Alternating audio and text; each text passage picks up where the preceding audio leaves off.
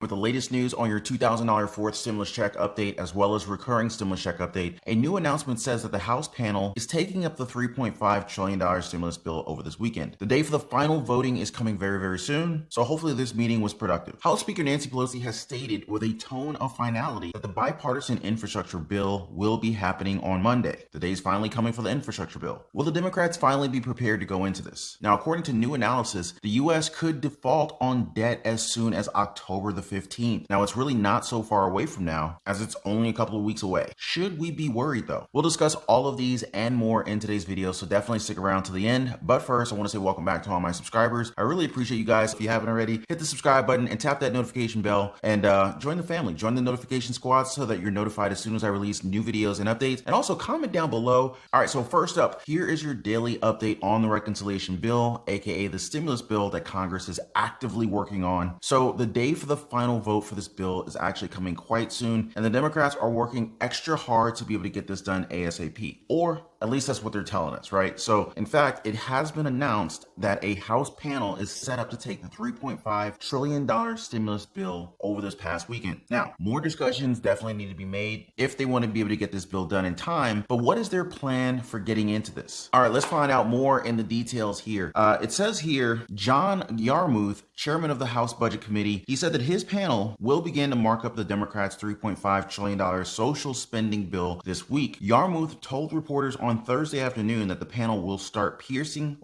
together the chunks of legislation approved by 13 House committees earlier this month that will make up the massive package. Now, this is yet another big step forward with this bill. Now, as the end of the month draws nearer, they're scrambling to finalize the many provisions that they will be including in the final version of the stimulus bill. Now, if you guys remember, the House set September 15th as the deadline for the legislative work to be able to get done by the committees. They finished things on time, and now it's just basically time to kind of piece it all together. Now, it looks like the stimulus bill is actually on track to be on schedule. This weekend will be a critical turning point in the discussions for the next phase of this bill. It says here, we put all of them together and that's the bill, Yarmuth explained, noting that the markup process is not the same as it isn't any other committees and won't involve amendments. The committee confirmed later on Thursday evening that the markup will take place virtually on Saturday afternoon. Democrats are struggling to put together a deal on the massive plan and face a Monday deadline to vote on a separate infrastructure package. House progressives are threatening to vote against that piece of legislation unless the larger package receives a vote first. Remember, the Monday deadline was the agreement that they made last month. The moderates caused quite a scene back then when they insisted on voting on the infrastructure package first before moving forward with the stimulus bill. Now, of course,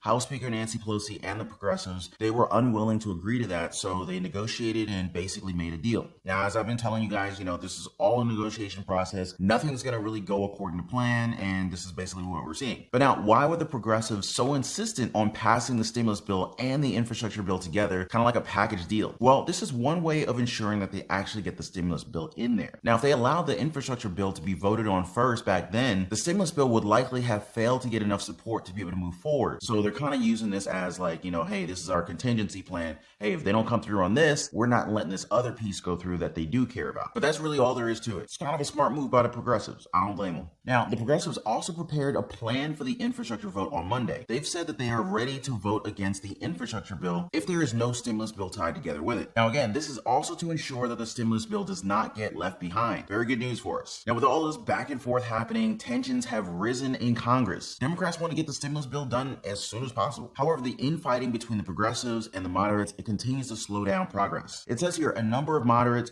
have expressed concerns about the size of the package, particularly its price tag, as well as certain proposals for corporate tax hikes, prescription reform, and Medicare expansion. Many progressives separately have doubled down on the need for much of those proposals, touting their popularity, and some have argued the package should be even larger than $3.5 trillion. The elusive price tag. Now, it seems like they really can't just actually find a number to agree on here. It's been the topic of debate for quite a long time, and they have to decide on it pretty soon. Now, you might think that finding a number and just saying, yes, this is it, you would think that that would be pretty easy, but it's really the complete opposite. So the progressives are kind of stuck in a seemingly eternal fight with the moderates, particularly your boy Joe Manchin and Kyrsten Sinema. Now, these are the two senators who have been leading the opposition for the $3.5 trillion stimulus bill. Now, at one point, Manchin said that he could only get behind this stimulus bill if it had $1 trillion as the total amount being spent. Progressives didn't like that at all. How will they get these moderates to cooperate is the question. Now remember, the stimulus bill is passing through the reconciliation process where they don't have to worry about Republican support. The only thing that they have to worry about is actually getting the whole Democratic Party united in one decision. Seems like a pretty straightforward process, right? There will be no Republicans to disrupt their agenda here. Remember, the Democrats, they're running the House, they're running the Senate, they're running the presidential office. But the big problem is, and this is why you keep hearing Joe Manchin's name in the news, Joe Manchin is a Democrat, but he's not on board. So the whole, Democrat unity thing, it kind of falls apart if Joe Manchin's not on board. And that's why his individual vote is so important. Now, if all the Democrats would be on board, then they would really have no problem passing the bill. There would be no Republicans to disrupt their agenda, and they would be able to pretty much just pass it on through. However, the tension and the issues caused by the moderates and the Senate are decreasing the chances of the stimulus bill passing altogether, or at least without any additional modification. Now, the fact is that they cannot afford to lose even a single vote if they want to be able to get this bill through, just like I mentioned. And so that gives much power to the opposition. On the other hand, this is a very tricky situation for the progressives. Nonetheless, the progressives remain dedicated to pushing through with their plan. This is, after all, the main agenda of the Democrats. The stimulus bill is one of the biggest priorities of President Biden's Build Back Better agenda, and they want to get a lot of things done here. Some of the provisions that they want to stuff into this stimulus package include free community college, universal pre-K, lower prices, Social Security raises, the $200 per month in Social Security raises that many of you guys have been asking about in the comments lately, extensions of the child tax credits, the CTCs, and so much more. Now, with a proposed budget of $3.5 trillion, the chances for a fourth stimulus check and even monthly recurring stimulus checks,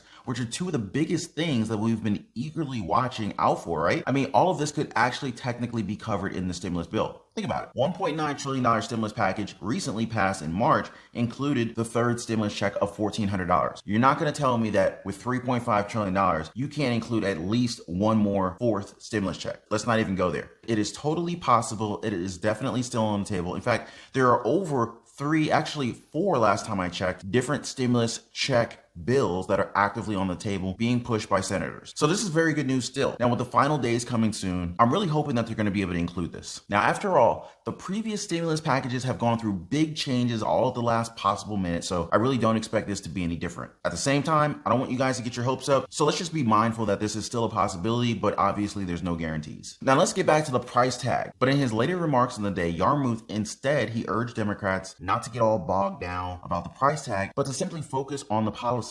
It says here, I've tried to stress in the beginning, we shouldn't even be talking about the top line number, he said. We should be talking about policies because the policies are overwhelmingly popular in our country. And this is exactly on point. The policies should always be the focus here. And it's actually what we, the people, are looking for the most. What are the policies that are going to be enacted? What kind of money is going to be going out to people who are still struggling right now? What kind of support is there? We want the right provisions to be included in this bill after all. I mean, who cares if this was like a $10 trillion bill if no one got the help that they needed, right? So the price is something that they could decide on after finalizing the policies. But I understand what the progressives are asking for here. With a long list of agendas and provisions, they need the massive $3.5 trillion budget to be able to get everything that they want done. But whatever price tag that they decide on, it will have to be the price tag that can support the provisions included in the bill. And hopefully it'll be the price tag that can include a fourth stimulus check. What could be the final resolution on this one though? Hopefully this meeting in the House is going to be productive and it'll actually set things in the right direction and finally moving forward again. But what do you guys think about this one? Hit me up. Let me know your thoughts in the comments below. All right, so up next,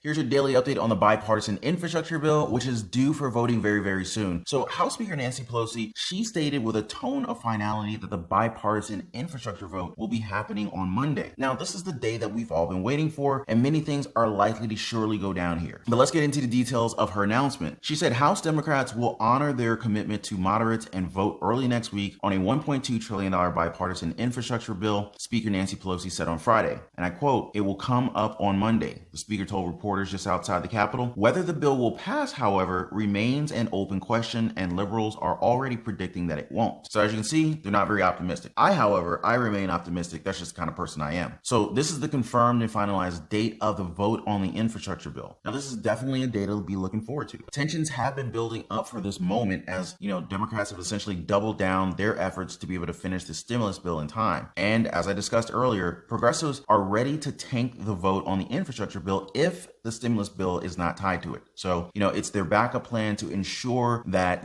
things don't get out of hand for the Democrats. Now, here's what Progressive Caucus leader Pramila Jayapal said. It cannot pass, according to Pramila Jayapal of Washington. The head of the Congressional Progressive Caucus said on Friday, "I don't bluff, I don't understand, we just don't have the votes for it." Behind Jayapal, liberal lawmakers have been lining up by the dozens to oppose the infrastructure bill, not to protest the policy, because they don't want to vote first on a larger $3.5 trillion social spending package that stands as the second piece of President Biden's two-part domestic agenda. Pramila Jayapal isn't holding back here. This just shows how determined the progressives are in making sure that President Biden's Build Back Better agenda pushes through. Now, as it stands right now, the main priority of the Democrats has always been the people. So it's no surprise that they're insisting that this transformative $3.5 trillion stimulus bill must get passed first. It says here, it's not going to give us any comfort to pass a bill that the Senate defeats, said Jayapal, that doesn't satisfy our requirements. She added, it can only come to the floor once everyone's agreed and once the Senate has voted on it. This is also what House Speaker Nancy Pelosi said a few days ago. The House will only work on the stimulus bill after the Senate has finished working on it. Now, doing this will ensure that the legislation has gone through the opposition in the Senate. As we all know, you got Senators Joe Manchin and Kyrsten Sinema. They're making things extra difficult. Tricky situations call for creative solutions, and this is one of those right here. It says here the too prolonged legislation would not only accomplish a number of policy goals Democrats have sought for years, but would prop up President Biden's standing in the face of falling approval numbers. Gotta take a pause here. How many of you guys are happy with what President Biden has done in the office? Do you think that he should be doing something differently, or should he proceed on course as he's been doing? I'd just like to hear from you guys, but let's continue. Many Democrats see the success of the legislation as a crucial piece of their prospects of keeping control of the House in next year's midterm elections. Now, let's not forget, with next year's midterm coming up, there's got a lot of things happening in the next several months as they prepare to be reelected. Because guess what? They're not popular enough by being able to garner your votes. They're out of there. So let's not forget our power when it comes to getting what you want so that they can get what they want, which is your vote. Now, this shows us another side of the Democrats, which, the price tag and the policy negotiations have essentially covered up. Now, indeed, President Biden's ratings have fallen, and the stimulus bill's passage would undoubtedly improve that. I mean, think about it. This is what he campaigned on. So if he can't come through on this, obviously his approval rating is going to suck a little bit. Now, this could lead to a domino effect that could actually mean garnering more Democratic support for the midterm. It's all connected, really. But what do you guys think about this? Will we see the two bills pass through on Monday, or will things just fall apart and kind of go through more delays? Now, at this point, I really can't give a prediction, but I'm eager to find out. Give me up in the comments down below. Let's discuss this one. All right, so last but not least, here's an update on the big issue regarding the U.S. debt ceiling. Now, according to an analysis, the U.S. could default on debt as soon as October 15th. Now, that's really not so far away, guys, and it's only a couple of, maybe a couple weeks away. This new timeline from the study could guide the government on what to do next. Let's find out the exact details on this here. The U.S. is on track to default on the national debt sometime between October 15th and November 4th if Congress is unable to raise the federal debt ceiling, according to a forecast released Friday by the Bipartisan Policy Center, also known as the BPC. It says here the BPC's new projection narrowed their expected window in which the U.S. is likely to hit the X date, the day when the Treasury Department runs out of cash to meet the country's obligations. The U.S. has never defaulted on its debt,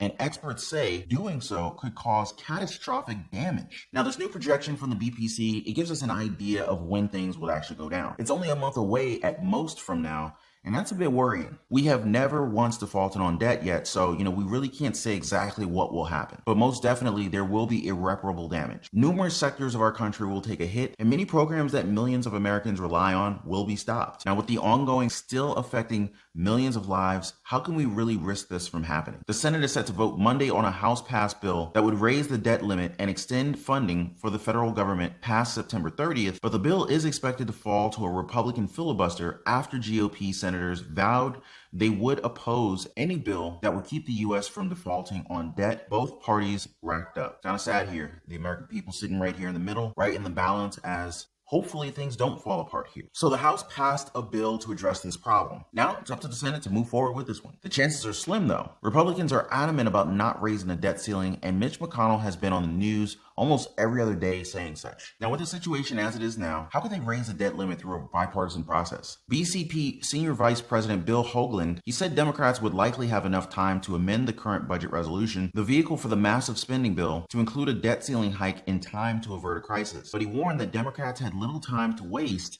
with the X date approaching and Republicans refusing to blink. Now, this is not a bad suggestion. However, the question is this: will Democrats have enough time to do this? This problem has typically been a bipartisan affair, and Democrats have insisted that they must work on this together. Also, it's going to take time to include this in the stimulus bill. What will the Democrats do? Will they wait for the Republicans? Will they act on this now? There you have it, guys. Another day of major updates, and things are certainly getting much more interesting now. The debt ceiling issue is definitely a bigger problem than what some of us think. So I really hope that we reach a solution on this ASAP. But what do you guys think about that? Let me know your thoughts in the comments down below. So anyway, guys, that's all for the news on your fourth stimulus check update, your recurring stimulus check update. We covered the House panel meeting on the $3.5 trillion stimulus bill over the weekend. House Speaker Nancy Pelosi announcing that the infrastructure vote will be on Monday. And of course, the U.S. debt default possibly coming as soon as October 15th. Man, what do you guys think about what's going on here? Let me know your thoughts in the comments down below. Also, like this video if you haven't already liked it. It takes a lot of time to put this information together, to kind of, research and compile and share this information with you guys in a very concise and semi-entertaining manner. So hit the like button if you haven't already. I definitely appreciate the support. Also, subscribe to the channel, join the family, and tap that notification bell. That way you're notified as soon as I release new videos and updates. And I'll see you guys on the next video. Also, before we go, let me know in the comments down below what kind of videos do you want me to present to you guys going forward. Definitely going to keep giving you guys the latest on stimulus updates with our economy, U.S. economy, stimulus packages, our government, and so forth. But you guys want to hear more on how to make money online, how to make more money at home, maybe stock market investment videos. I would love to hear from you guys. What do you guys want to see? Drop me a comment down below. See you guys on the next one. Take care.